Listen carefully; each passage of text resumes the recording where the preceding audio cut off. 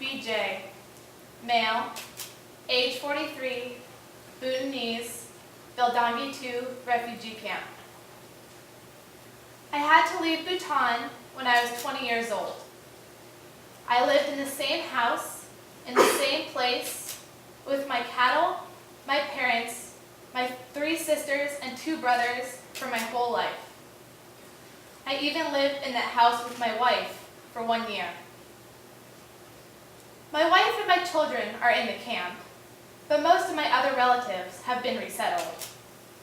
My siblings are spread out around the United States, in North Carolina, in Massachusetts, Pennsylvania, and Arizona. That is where I am going, Arizona. My eldest brother lives there. When I get to the U.S., my daughter hopes to be a nurse. She reads very well. My son will get any job he can. He had to drop out of school after class 3 in order to work. But me, I will keep my profession. I'm a tailor, and I've always been a tailor. You can see it in my hands. My teacher in Pokhara certainly did. One day, in 2006, I had to leave the camp and travel to Pokhara because I needed a teacher who could help me master my tailoring skills. At that time, teachers only taught people who had a tailoring license, but I didn't have one. So the teacher I found asked to see my hands. Back at home in Bhutan, my father was a tailor, but he had poor eyes. Some nights he couldn't see the fabric or the thread, so I had to help him. He taught me what to do, and he taught my brother as well. Because of these many years of helping my father, the teacher could see the marks on my fingers, right on the knuckles, left by the scissors. He could see I had experience, so he trained me, and now I can be a professional.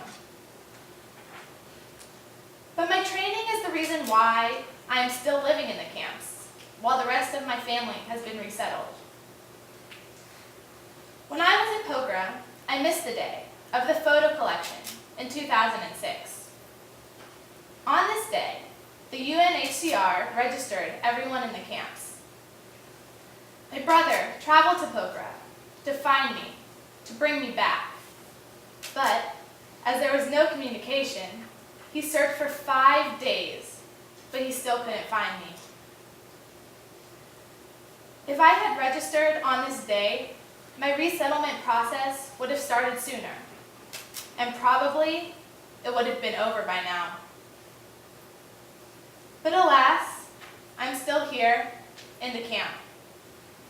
Every day, I sit outside my hut and fix clothes. Customers, both refugees and locals, bring clothes to my hut. Most of my work is making clothes for people who are about to resettle. Many Bhutanese who have resettled say that clothes are expensive in the U.S. So their friends and family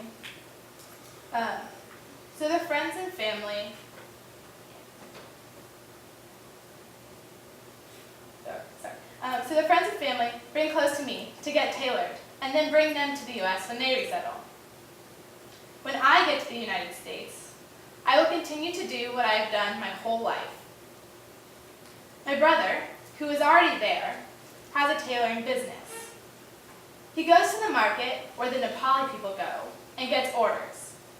Then he sews the clothes on his 3 machines. He says he has a machine for me, so I can have a job too.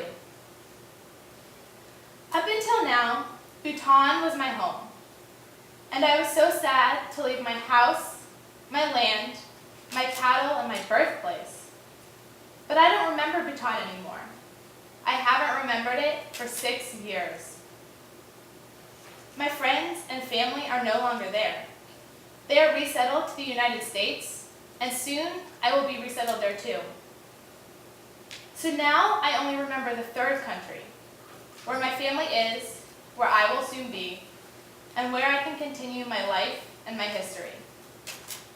If my life were a book, its title would be Lifestyle, Good and Bad.